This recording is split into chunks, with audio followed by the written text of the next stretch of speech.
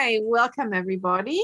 And second day of the RDI Network Conference and Friday afternoon. So thank you everybody for joining us here today.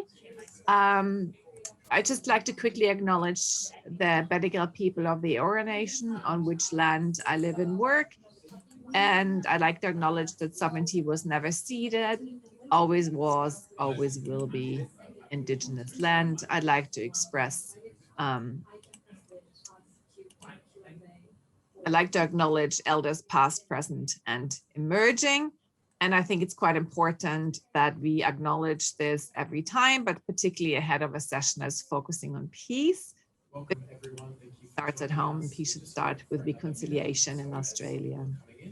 That is from me as a chair. Welcome now to our session with two papers, Participatory Peace Building. We've got two excellent presenters, James Cox from Peacifica and Christine Bernadette Almoite, who's an Australian Awards Scholar recipient and has done many amazing things. I'll introduce both speakers a bit more in depth ahead of the paper, if that is okay. And thank you, Christine, that you managed to join us here. We're all still getting a hang of this platform, and I struggled a bit today, I admit, and my internet struggled. So we're going a paper at a time, and then hopefully we have some time at the end for discussion. So I don't, maybe if you don't want to take up all the time that you have for the paper, but I'll give you reminders how we're doing on time, okay? I'll send you a little chat session. All right, so James Cox is the founder of Peacifica. He's a respected voice in international peace building and state building policy, 2 decades of development experience in the government and non-for-profit sector. He is the former chair of the Civil Society Platform for Peace Building and State Building, a global coalition of peace building organizations that is the voice of civil society in the international dialogue in peace building and state building space, and in the New Deal for Engagement in Fragile States. He previously led World Vision International's Fragile State Policy Engagement for several years, and has also worked on Pacific human rights and general development policy. He was a leading civil society contributor to the successful advocacy for adopting peace goals in the Sustainable Development Goals, Goal 16, way to go, James, and for peace to be an overarching objective of the SDGs. He led World Vision's reorientation of its approach to fragile states, which is still ongoing. And he was part of the ongoing design and leadership team of Australia's Make Poverty History campaign. And most importantly, James is the founder of Peacifica, an awesome small organization based in Australia that's trying to reach out for peace in the Pacific. And I'll hand over to James to share his stories from Pacific Perspectives, Partnership for a Peace-Driven Recovery. The floor is yours, James. Wow. Thank you, Susanne, for the introduction. I'll just give a quick bit of full disclosure that Susanne is a board member and a co-conspirator for quite a while now. So it's very nice that to have her driving the bus on this particular shared forum that we have here. And I'm also delighted to be sharing the space with Christine as well.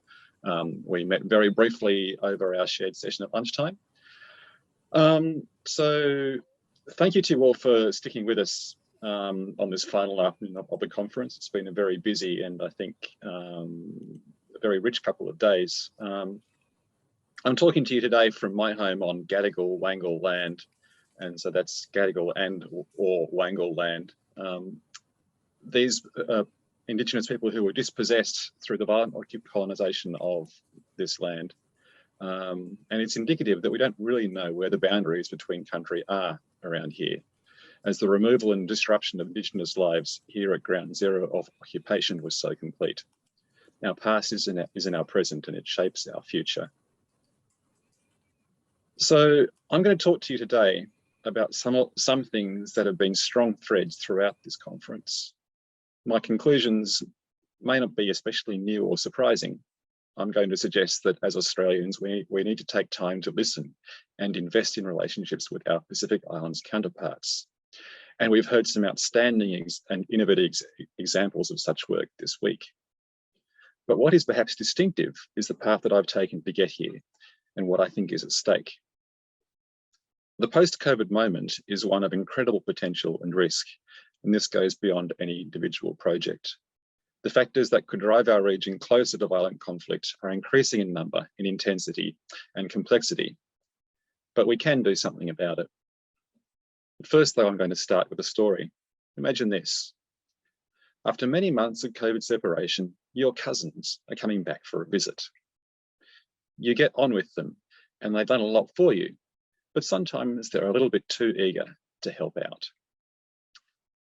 You're apprehensive about this reunion after all this time, as things aren't the same as they were before. These last months of isolation have been hard, but you've managed things pretty well.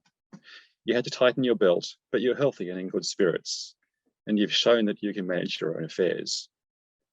You know what you want to do next, and you do want some help. Your cousins are part of the plan, but it's your plan, not theirs. So what will happen when you open your door? Will your visitors check for dust and start measuring up for new curtains? Or will they say, hey, how are you going? It's the sort of moment that could transform your relationship. You could go forward as friends or stay stuck in an old paternalistic rut. Things could go in any direction. Will you enjoy collaboration, conflict, camaraderie, contempt, coercion, combat, coolness, companionship, care, or cooperation?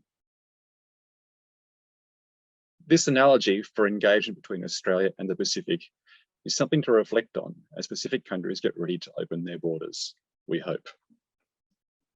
In Australia, we're eager to get back there, to see our friends and colleagues and return to work. And this week, we've heard about the incredible achievements of some Pacific-led collaborations over the past year. But even so, we all want to see each other face to face again. But I would like to suggest that there has never been a better moment for us to pause and consider carefully how, as Australians, we approach our Pacific relationships. Whether we are researchers, aid workers, bureaucrats, business people, or consultants, we can do better to step back and enable our Pacific counterparts to lead the way. This starts with taking the time for real conversations. This is important for 4 reasons. 1, it's a chance to reset relations between Pacific Islanders and Australians. It can lead to better programs. It can open up new research areas and methodologies, and it's an investment in peace building. My concerns for this work are informed. I'm going to try and share my screen now once I look into it. My concerns for this work are informed by some research. Share screen, there we go. Done for the Whitlam Institute by my organisation, Peacifica, with researchers from the Pacific and Griffith and Western Sydney universities. Our research is captured in the report Pacific Perspectives on the World, launched in February last year. This work, conceived at the height of the Pacific Step Up, was founded on our observation that, welcome as it was, the Step Up seemed to be driven by Australia's pursuit of its own interests and its assumptions about what Pacific Islanders want. We were worried that at a time of unprecedented international interest in the Pacific, the setup risked falling short of its ambition to build stronger links between Australia and a more prosperous, resilient and unified Blue Pacific. And here you can see the wide variety of different global initiatives focused on the region and what it is that we were trying to do about it. We believe that a step up or any kind of engagement that prioritises trust, strong relations and the pursuit of shared objectives could be a powerful contribution to regional peace and prosperity, especially in such a competitive landscape. Our research comprised individual conversations and group discussions in Fiji, the Solomon Islands and Vanuatu, in which we sought to centre the participants' own worldview as much as possible, getting away from a directed discussion. And we were able to talk to about 150 people in a range of interviews and focus groups.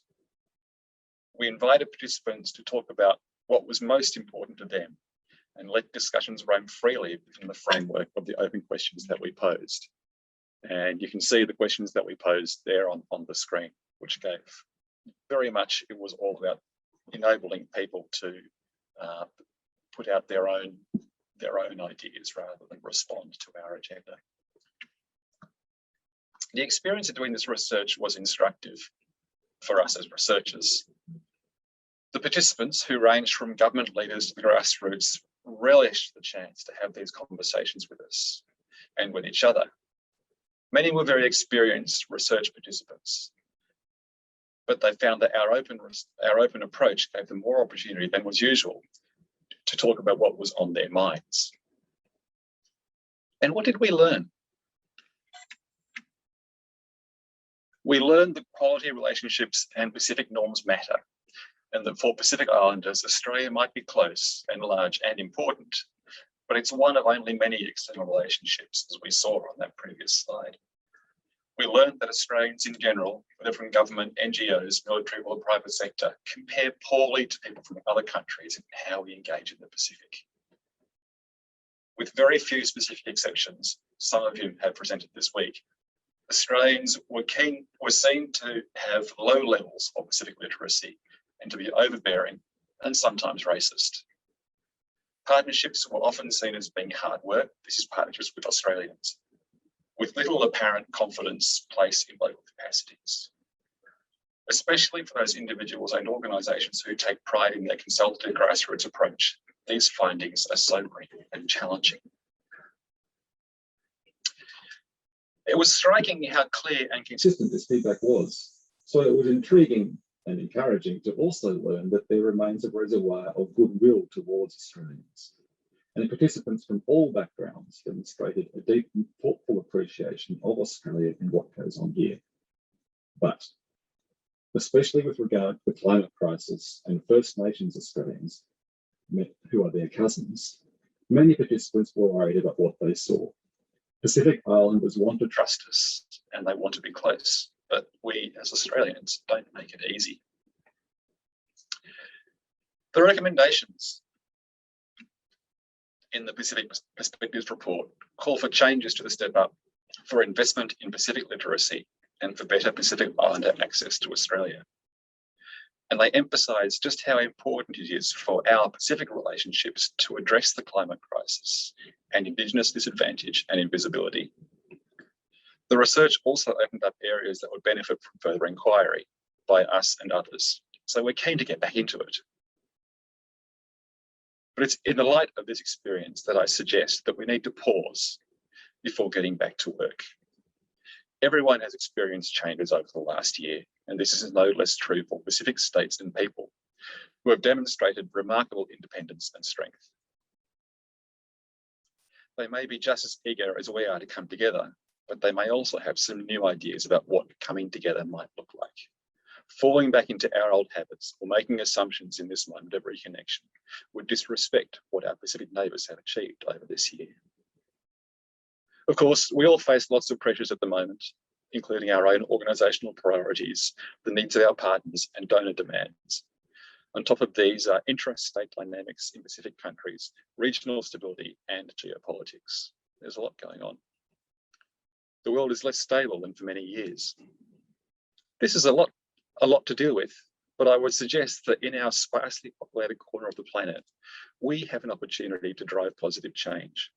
Every choice that we make and every action that we take matters.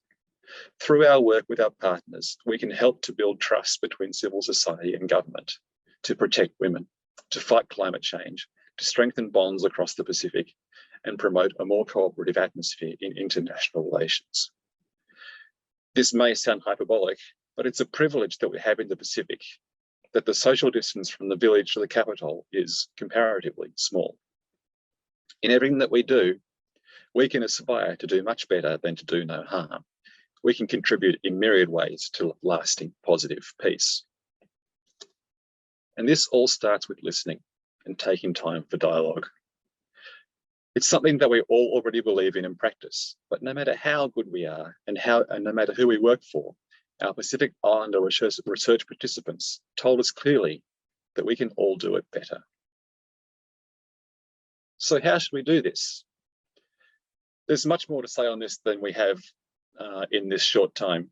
So instead, I will pose a few questions that we can all apply to our work as we reconnect with our Pacific neighbours. These aren't new questions and they draw from various disciplines, but we need to ask them of ourselves every time, and especially now. And here we are. I was trying to choose a smaller subset of these, but I just couldn't do it. So why are you here? How are you reflecting on your past relationships? Have you already started talking with your counterparts about reconnection? How much time will you take to listen? Is that enough? What are you listening for? Just to tick a box or to really engage and learn? What are you bringing and sharing materially, culturally, and personally? And what are your imperatives and what power do you hold? How do you acknowledge that power? What are your partner's imperatives? And what synergy or tension is there between yours and theirs? What are your own vulnerabilities and weaknesses, and can your partners help? And especially for us here in Australia, what is your relationship with First Nations peoples and their issues? Do they inform your Pacific work? Are they part of it? And how will you continue your conversation? I'll stop there and just finish by asking, how will we continue this conversation? Thank you very much. Thank you so much, James, for inspiring presentations, but also just questions that we need to ask ourselves. Part of it is our positionality, understanding who we are, understanding the power we hold. Really appreciative that the point of listening, and that's just something I've learned from an Indigenous Australian colleague that made the argument we need to listen to hear, not just to listen and maybe like doing something else. I haven't seen, so I don't know how we want to do that, and I should have asked in the beginning. I haven't seen any questions pop up. So I was wondering if there's no immediate questions, whether we're gonna go ahead over and just listen to Christine's paper. And then maybe have questions at the end. What do you think, James? Are you okay with that? I'm looking, I didn't see any questions pop up. Yeah, I'm happy to wind down now and listen to Christine's marvelous presentation. Brilliant, and thank you for popping your questions in the chat. So if everybody else who's here in the chat on Zoom, James have popped the questions for it. Now, next paper is from Christine. I have to say she'll have to explain to us what the acronyms mean. I just love it. From ARM to BARM, the meaningful participation of women in the transition of governance. I think it's a brilliant paper. It immediately raises, interest and questions. So we're very lucky to have Christine Almoite with us. She is a 2019 Australia Awards Scholarship recipient who earned her master's degree in international practice at Monash University. She's currently working full-time as executive assistant to the cabinet secretary of the Bangsam Moro Autonomous Region in Muslim Mindanao. That's the BARM. See, I should know because I had her in the Philippines, and a part-time gender consultant for various ministries in the BARM government. Westminster Foundation for Democracy and a research associate at the Ateneo School of Government. She's also the co-creator of her passion project called WOMAD Media, a portmanteau of women and the acronym Making a Difference. I love that, actually. A media platform that aims to inspire a generation of learners through smart and engaging educational content. Christine, privileged to have you, and over to you. Look very much forward to your presentation and learning more about your work, because I only learned today about the BARM. Thank you so much, Susanne. Hi, everyone. Good afternoon. I'm Christine Almoite, and I will be presenting to you my paper entitled From Arm to Barm, the Meaningful Participation of Women in the Transition of Governance. So one of the pillars of the United Nations Security Council Resolution 1325 is women's full and equal participation in making decisions on peace processes. The Philippines has experienced 4 decades of armed struggles in Mindanao, the southernmost region part of the country, as the Bangsamoro, or the Muslim minority group, continue to assert their rights to autonomy and self-governance. So since the late 1960s, over 2 million people were expatriated and approximately 160,000 people died in the armed conflict between the Philippine government and the Moro Islamic Liberation Front, the country's largest rebel group. So after 17 years of negotiating for peace, the Comprehensive Agreement on the Bangsamoro, or CAB, was signed by the MILF and the Philippine government in 2014, moving the conflict in a transition period towards the establishment of a self-governing parliamentary institution called the Bangsamoro Autonomous Region in Muslim Mindanao, or BARM. It replaced the Autonomous Region in Muslim Mindanao, or the ARMM, or what we call ARM. So the Comprehensive Agreement on the Bangsamoro was acclaimed for its robust provisions on the rights of women, along with women's economic, social, and political participation. And so with an emerging consensus for increased meaningful participation of women since the adoption of Resolution 1325, it is crucial to ask, how has the representation and participation of Bangsamoro women influenced the bureaucracy of a new Bangsamoro government? So I will be playing with you a video presentation to completely summarize what the research is all about. So allow me to share my screen. All right. Just to confirm, is it already shared? Is it already being shared? Yes, we can see it. Thanks, Christine. Thank you so much. Here we go. From the dinner table to the boardroom, women's participation in the process of decision-making has increased in many societies worldwide. Yet 2 decades after the momentous 1995 Fourth World Conference on Women in Beijing, where over 180 countries called for full and equal participation of women in political, civil, economic, social, and cultural life, the participation of women at another table, the peace table, lags behind. Between 1992 and 2011, out of the 31 major peace processes across the globe, women constitute only 4% of signatories, 2.4% of chief mediators, 9% of negotiators, and 3.7% of witnesses. Data on the numbers of women in peace talks are scarce. The average numbers of women participating in peace negotiations in official roles also remain notably low. These data points demonstrate the gross underrepresentation of women and their perspectives in peacemaking. However, it was not until 2011 that women's participation recorded its highest rate. 3 years later, on the 27th of March 2014, the government of the Philippines and the country's largest rebel group, the Moro Islamic Liberation Front, signed the Comprehensive Agreement on the Bangsamoro, the final political settlement ending one of the longest internal conflicts in Southeast Asia. The Concord calls for the creation of an autonomous political entity replacing the Autonomous Region of Muslim Mindanao, the Bangsamoro Autonomous Region of Muslim Mindanao.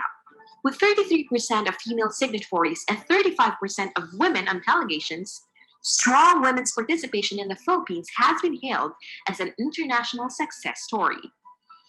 With the CAB representing a standout high point of how women and women in civil society fought for inclusion in the formal peace talks, gained access, and gradually became recognized as critical actors, it is crucial to ask, how has the representation and participation of women influenced the transition of the new Bangsamoro government?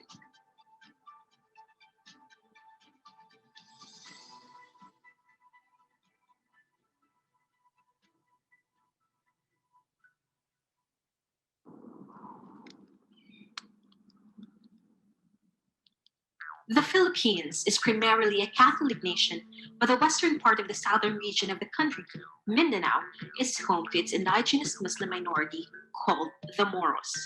For almost 5 decades, the government of the Philippines and the Moros have been engaged in armed conflict. The struggle began in 1968 under the Marcos regime, where Muslim trainees were massacred in Corregidor Island, Bataan, to cover up a failed military plot to reclaim neighboring Sabah that used to be part of the Sulu Sultanate. It went down in history as the Jabida Massacre. The massacre gave birth to rebellion, and it inspired university professor Nur Miswari to form the Moro National Liberation Front, or MNLF, in 1974. Fighting erupted after army troops stopped the MNLF from hoisting their flag in Holos Lu. A two-day battle ensued. The center of Holo was burned down and 20,000 people died. War came to Mindanao. In 1976, Miswari and dictator Ferdinand Marcos signed the Tripoli Agreement. The deal created an autonomous region in the Moros strongholds, but only 4 provinces voted for autonomy. The peace accord failed. The gun battles resumed until the MNLF signed a peace pact with the Ramos administration in 1996. Miswari became the first governor of the autonomous region of Muslim Mindanao, but peace remained elusive. Only 5 provinces and 1 city voted to join the regional government. Miswari's reign was marred by corruption and mismanagement. His failed peace set the stage for the rise of the MNLF breakaway group, the Moro Islamic Liberation Front. The Ramos administration initiated talks with the MILF led by its founder, Salamat Hashim. Talks collapsed when former President Joseph Estrada declared an all-out war against the MILF. Negotiations resumed under the Arroyo administration. The MILF agreed to drop its fight for independence in exchange for full autonomy. But talks again collapsed when the Supreme Court struck down the agreement that would create a sub-state in Muslim Mindanao.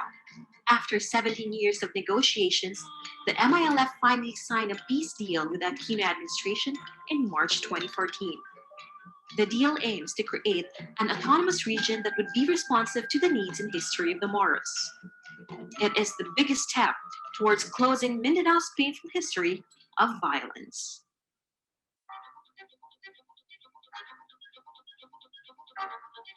No woman had ever sat at the peace table since formal peace negotiations on the Bangsamoro question started.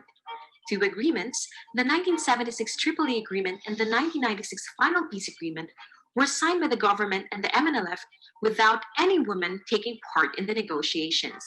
It was not until 1997, when talks began with the breakaway group, the Moro Islamic Liberation Front, or MILF, that a woman was appointed as a member of the government peace panel.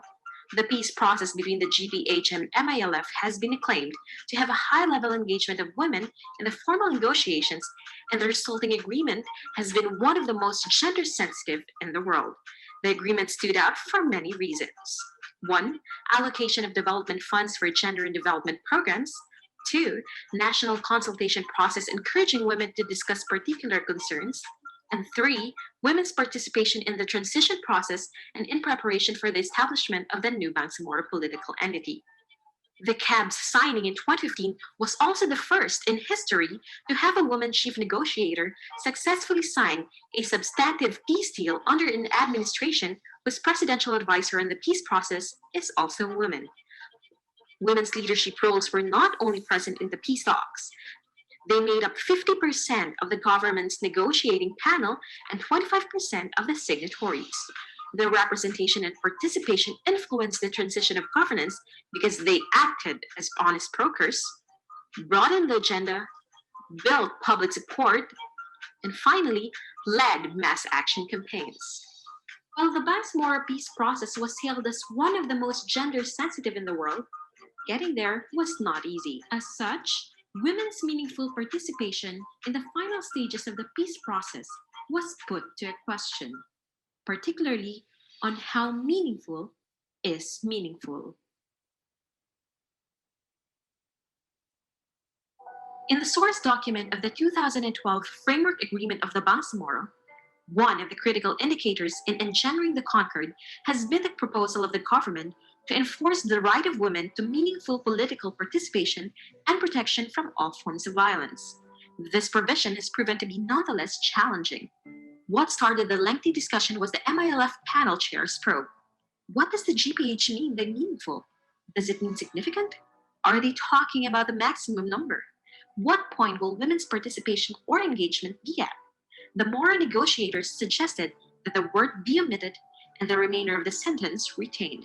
The women at the peace table claim that meaningful participation can be best measured at a level that best contradicts it. meaningless. While women and men are socially, psychologically, and mentally different and cannot have absolute equality, equality does not mean uniformity. In other words, meaningful participation is not about tokenism. It is not a second thought, not oblivious, and not unlinked from the electoral districts to whom peace is more important than anything. It is for the everyday citizens whose desires are to put an end to war and address the causes underlying it. Working collaboratively with their male counterparts, women not only secured meaningful participation in the agreement text, they also enshrined it as one of the protected rights of the new Bangsamoro government.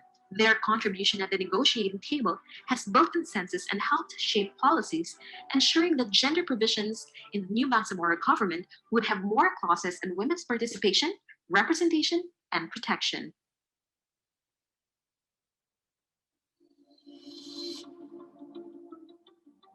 Before the 1996 final peace agreement, the 1976 Tripoli peace agreement does not explicitly include women.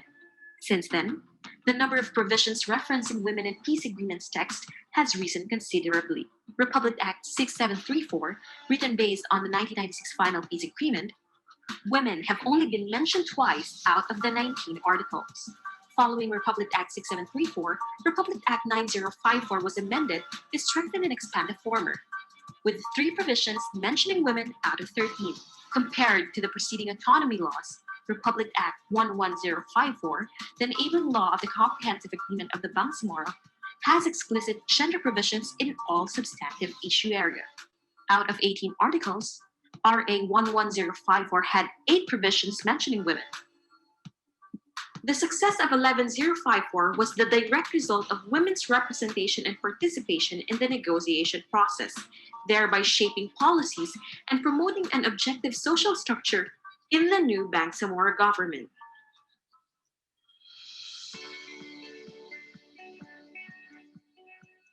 While women's participation during the negotiation process is argued to have fostered a genuine understanding of the power of women to influence successful peace and development initiatives, the agreement is not without its challenges. One daunting complexity pertains to the gender perspective of the autonomy law. Article 7 under the Bangsamoro government guarantees women 2 seats, one for executive and another for legislature.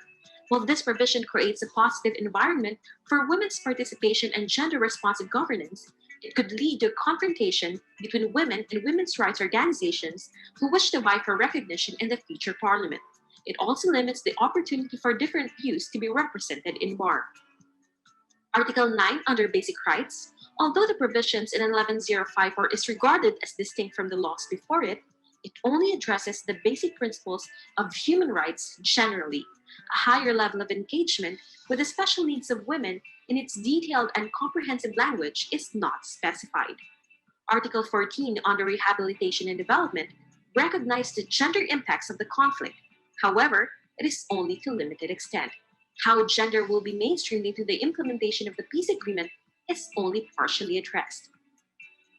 Article 16 under Bangsamoro Transition Authority, or BTA, has been organized pending the election of the new region's government officials in 2022. While women make up about 16% of the BTA, no woman representative from among the indigenous peoples is included. And finally, in terms of power dynamics, no clauses have been explicitly addressed. This reflects that while meaningful participation is entrenched in the enabling law, it is still insufficient. While the autonomy law covers gender provisions in all substantive issue area, the gendered impact of these provisions must also be considered.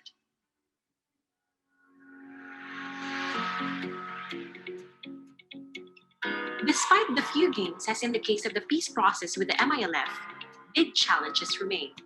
Women's meaningful participation is a unifying thread running through the implementation of landmark agreements for human rights, sustainable development, and peace and security.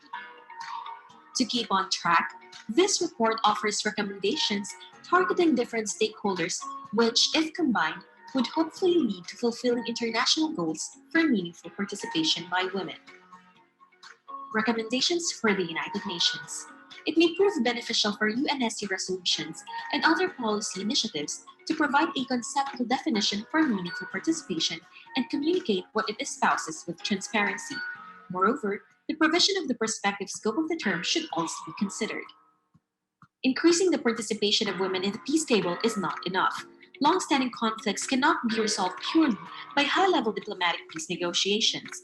Settlements should also include looking at the peace process as a whole outside the peace table, where peace negotiators, including women's organizations, work actively or informally to achieve lasting peace at various levels. Recommendations for the member states and the international community. They must uphold gender mainstreaming as the key strategy for achieving the goal of gender equality and women empowerment advocated by the Beijing Platform for Action. Member states and the international community must also acknowledge and value differences and should not consider women as a homogeneous category.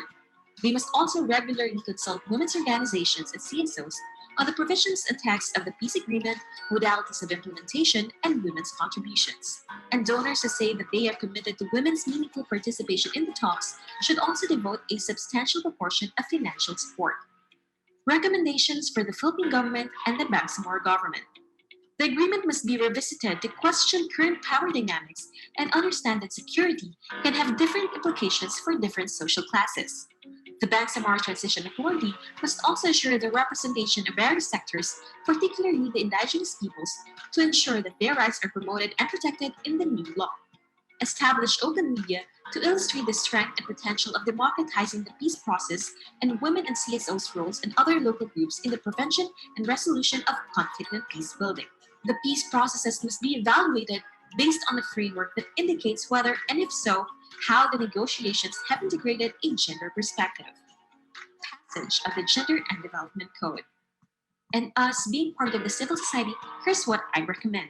Hold the government accountable for progress in increasing women's participation and representation, and monitor media coverage of women and gender equality issues, and recognize and report gender disparity in decision-making, especially concerning women. Women's meaningful participation and representation has been reflected not only in the government transition from ARMM to BARMM, but also in the realization of the United Nations Security Council Resolution 1325. Their participation in the peace process reflects how their contribution at the negotiating table helps eradicate negative perceptions and prejudices that hinder the ability of women to play a central role, particularly in peacemaking processes. It also empowers other women to promote gender mainstreaming at the heart of public policy making. An important goal for the international development community is to increase women's meaningful participation, as evidence shows that the more inclusive the peace processes involving women are, the more likely it will contribute to achieving lasting peace.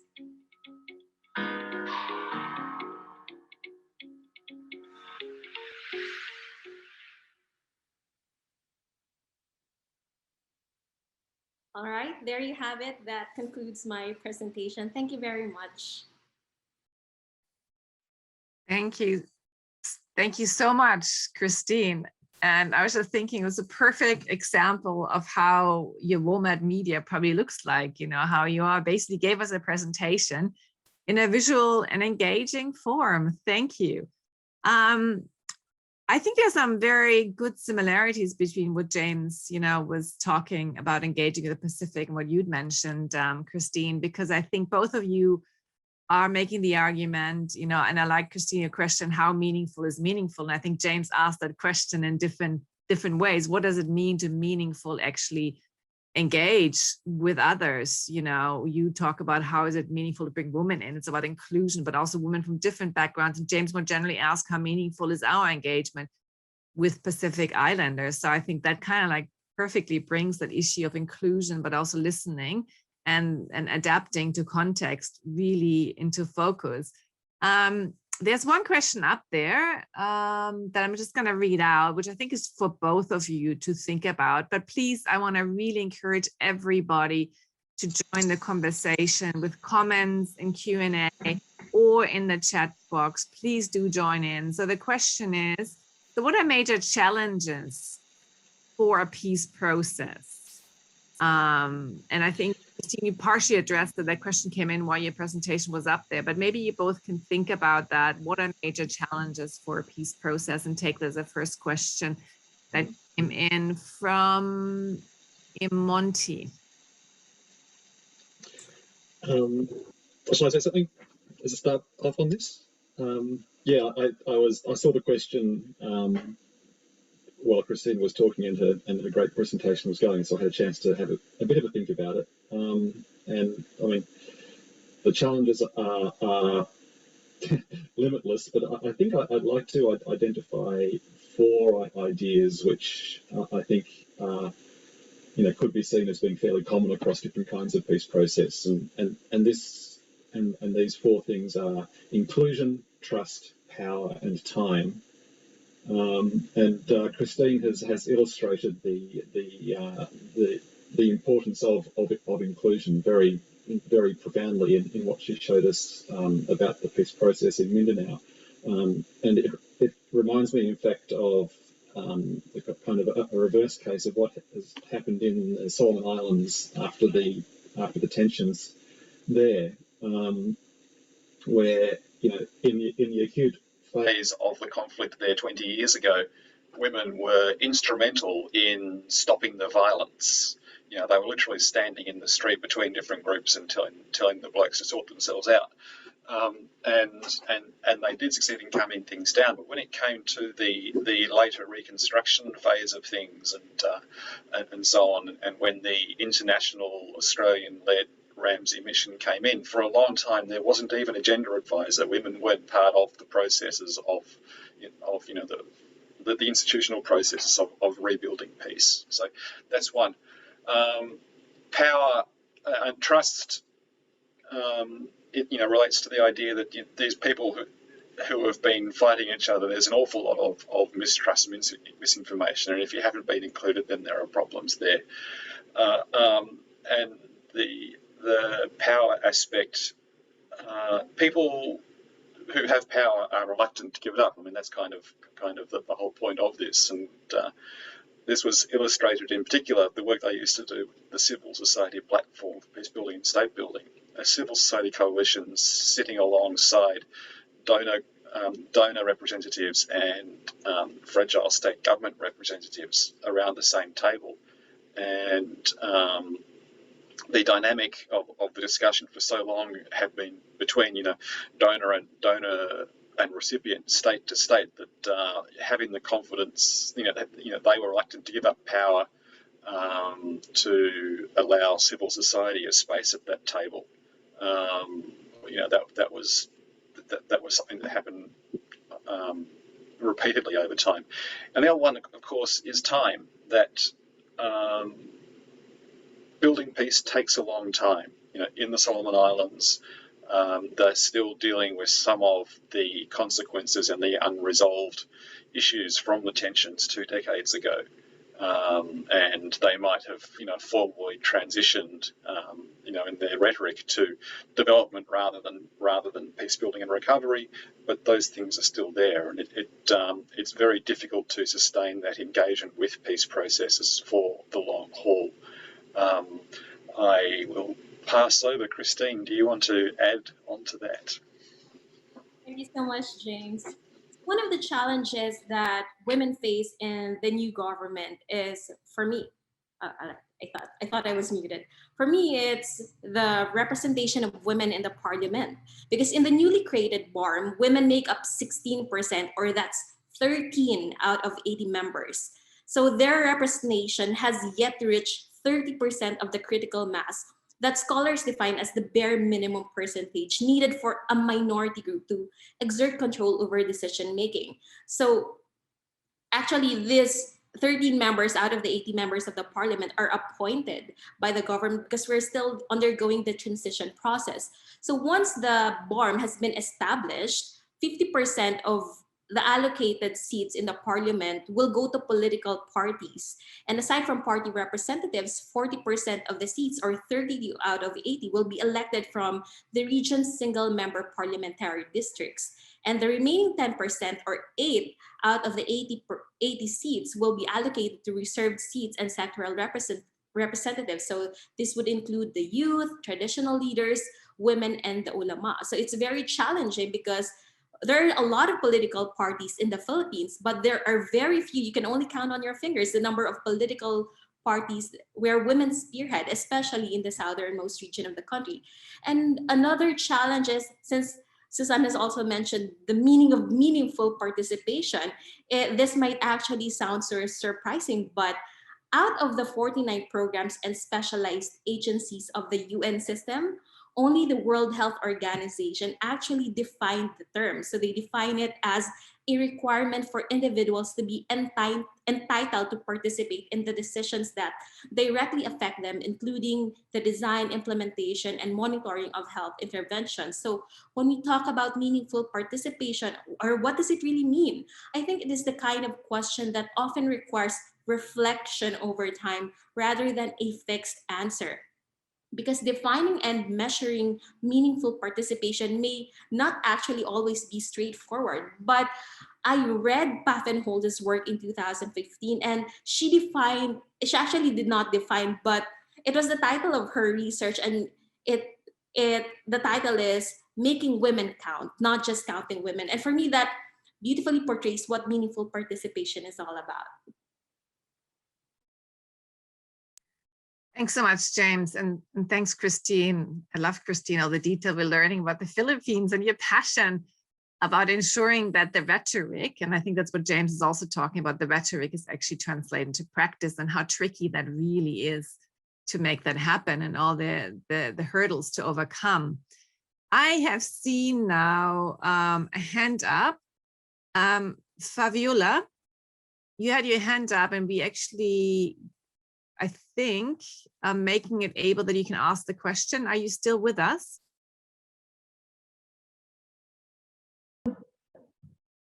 Go ahead, you can ask the question. You had your hand up, or was it a mistake?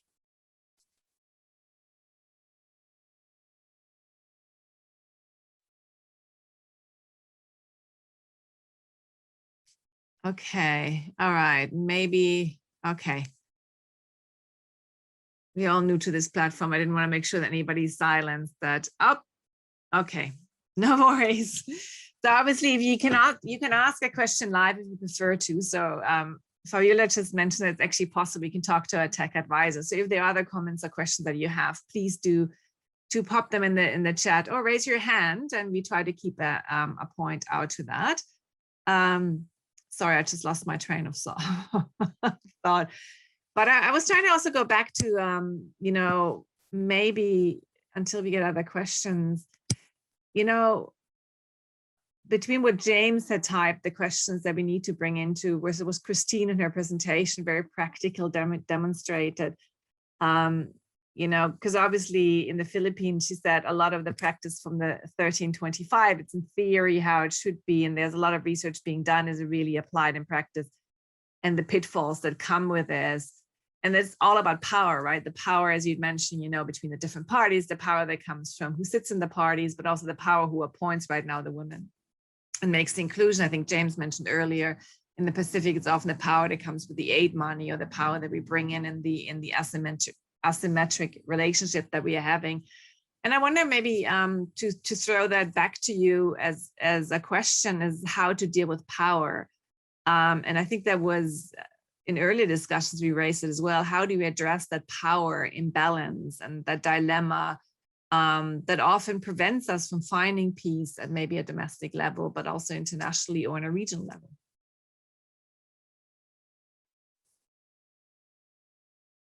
Any of you can start.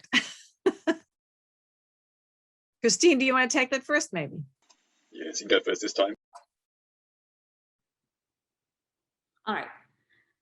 I believe, I mean, here in the Philippines, any law could not, it's quite impossible. It's very challenging to change the law. So that's why one of the recommendations is the passage of the Gender and Development Code, so to address power dynamics. Because also there's an electoral code as well, so it could be addressed, because right now the electoral code is being drafted and power dynamics is not really being foreseen, especially in the political party list system. And because the gender quota is still not being reached, but I think one of the best ways to actually address such is, I mean, despite gender quota being a debated topic, it provides opportunities for putting women's rights on the political agenda. it can also be seen as a tool to advance and improve gender equality. So the adoption and implementation of quotas will help increase female leaders' visibility, and women can also speak up, influence other women to see themselves in these. And in 2010, I think Falch wrote and he stressed that reserved seats or quotas may be essential for women's formal political participation. Thanks, Christine, for sharing your thought on that. But I also just think, like, you know, people like you going out there and showing, you know, like how women can lead is also quite important. So thank you for that, James. Yes, I guess it's a nice compliment to that. I mean, the leadership being critical, and you know, the leadership is critical because it's there helping in the process of claiming power and taking power. You know, power is, you know, almost never something that is given away. There has to be some form of struggle for that to happen, and we've seen this over and over again. And you know, part of the central question of this is that struggle. You know, is it peaceful conflict or does it become violent conflict? And if there are mechanisms for those struggles to happen peacefully, then you know, this is what we're hoping for. Yes, and I was sort of thinking about the processes in Australia here. You know, right now we're going through national debate around the Uluru Statement, and you know, the struggle for Indigenous voice, you know, for a treaty and for truth and reconciliation. You know, there's tremendous leadership that has been shown, but the struggle is happening right now. And you know, we're blessed that we have, you know, peaceful processes through which that is being done. You know, especially given the way that power was taken from Indigenous people in the first place. You know, lucky for us.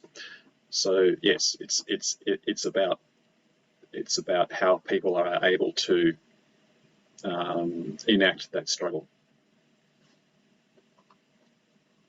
Thanks, Jane, for bringing that in. And again, please, you can put the comments, you put your hand up, you can join in. Otherwise, you know, I'm just enjoying my conversation here with James and Christine about a quite important topic, about participatory peace building and how we make it participatory, how we make it meaningful, how we make it inclusive, and the tricky issue of power. And I appreciate that James was saying that lucky they're peaceful processes. And it's really great that in the Philippines, you know, in Mindanao, you found that, because as Christine knows, we earlier had a little chat and she asked that question to me. I work in Afghanistan and we haven't found that in Afghanistan yet at all.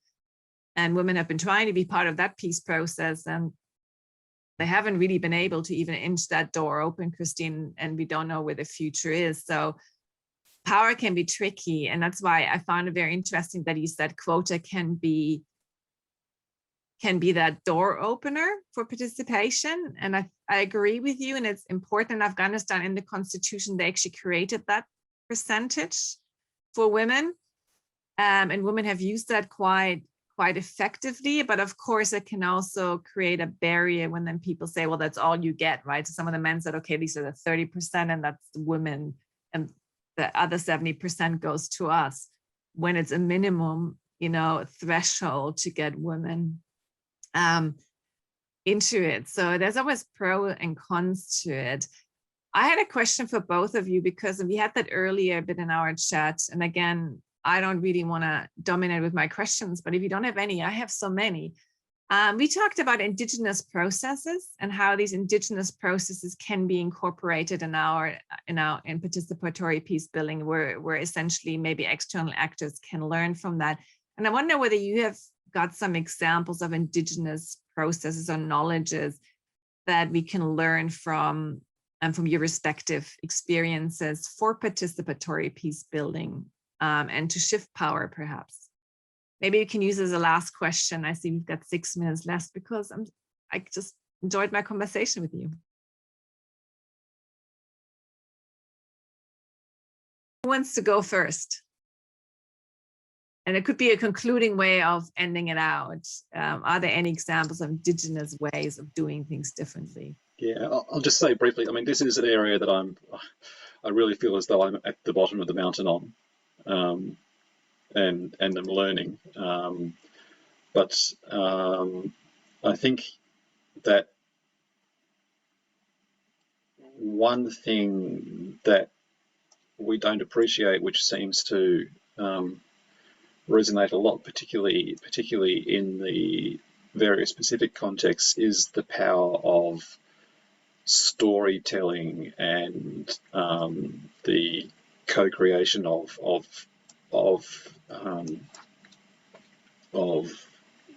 new ideas and even art as well. That these are very powerful ways for people to communicate and share experiences and come together. And it's something that I learned a little bit about in Papua New Guinea context in particular. Yes, I won't say anything more for fear of making a fool of myself on that one, but there's a great deal that we need to learn. And I guess in the general summary would be that this is something that's been touched on a couple of times over this conference, is the space between academic knowledge and various forms of cultural knowledge and experience and ways of seeing the world is something that we need to bridge that gap. Thanks, James. Christine, what are your thoughts on that? And I do realize I think we have now only 4 minutes left. So Christine, go ahead. All right, thank you, Susanne. I think I just wanted to emphasize on what James was talking about earlier, that women should be taking up space. It's actually one of the most beautiful phrases I've ever heard in my entire life. I first heard that on the Miss Universe competition. I think it was in 2019, and that has been ingrained in my memory since then. Because when we talk about conflicts, women have really found access to formal negotiations really difficult, because negotiations are mainly about ending wars. So only war actors are required at the table. And because women are not usually seen as primary actors of war, they are seen having no role in decision-making processes about peace. So it's very important to highlight that they should be taking up space, shape space, and move space, to be part of the, not only on the table, but in parallel to the table and implementation arrangements. So I just want to emphasize again on that, to take up space, that women should be taking up space. So thanks so much, James, for reminding me on that. All right, thank you, Christine. And I just saw another question pop in. I think there's a delay in the system.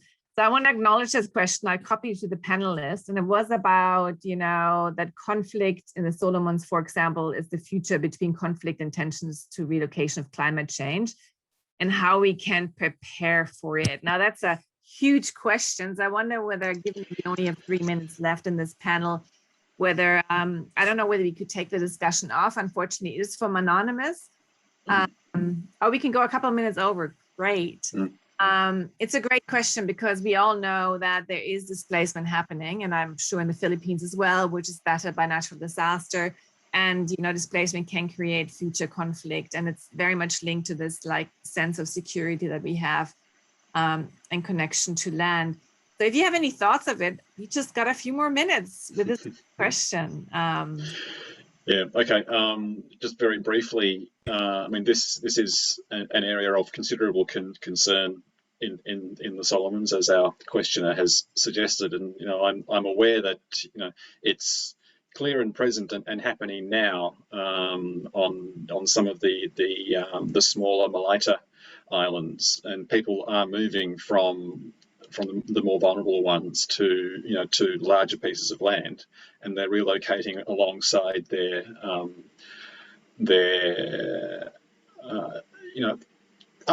other people from their kinship groups, and so the ways of relocation are being sort of mediated through the cultural practices that they have. Nonetheless, you've got a bunch of people moving and competing for a finite amount of land and water resources, and so this is a cause of friction there. So the live question for me, and one I'd dearly love to be able to address, is how are those local, embedded cultural ways of dealing with the movement of people in this situation. Are those sufficient to a challenge before us? And starting from a point of view of what are the positives that we have here, in that Pacific peoples have always been mobile, and they've always moved back and forth and accommodated each other. So what is it that we can learn from that process of mobility in the region, and how can the inevitable conflicts be managed in peaceful ways? Christine, do you have some thoughts to share? I'm sure in the Philippines, I know there has also been displacement, particularly in Mindanao, and how you've addressed that. Perhaps there's a lesson there for Solomon Islands. I think James answered it all, but I'll just add a short answer probably. I think it's important to remember that women are not only vulnerable to climate change, but they are also effective actors or agents of change in relation to mitigation and adaptation. And women often have a strong body of knowledge and expertise that can be used in climate change mitigation, disaster reduction, and adaptation strategies. And their responsibilities in households and in communities as stewards of natural and household resources positions them well to contribute to livelihood strategies adapted to changing environmental realities. Thanks both James and Christine of answering that. And thank you, Christine, for reminding us again that there's a lot of resilience among communities, a lot of resources already that we need to remember to draw onto. It's been such a fascinating panel, and there's so many more discussions to be had. And I'm gonna put a little plug here. James, Christine, and several of us, we had a little meetup today, and there is this discussion of creating a network of peace scholars and practitioners between Australia and the region Pacific, Asia Pacific. And if you're interested in that, contact me, contact James, or find in the meetup where we've copied some links in where you can sign up into a network, because we are trying to link ourselves together to share these stories, to solve these questions of how can we learn better. There were some great examples earlier in our smaller discussion. So please don't let it end here at this conference. Use that conference as a start to continue to engage. So given that we've went a bit over and I see people are leaving and there's a mind that we have 13 minutes to the next session, I want everybody to get a cup of tea and take a breather, because it is, coming to the end of such a brilliant conference. I've made so many new friends. I want to thank both James and Christine for a fascinating session. Christine, I hope I can share your video, because I want to send it to some of my friends that work in the Women Peace Security agenda, and it's such a great resource. And I hope that we all continue that conversation. And thank you so much for enlivening and enriching an afternoon session on a Friday. So thank you so much. Thanks, Christine. Thanks, Suzanne. It was a pleasure to be with you. Okay. And hope more of that in the future. Thank you, Christine. Hope to see you more. And thank you. And see you, James. Thank you, everybody. See you around. Bye.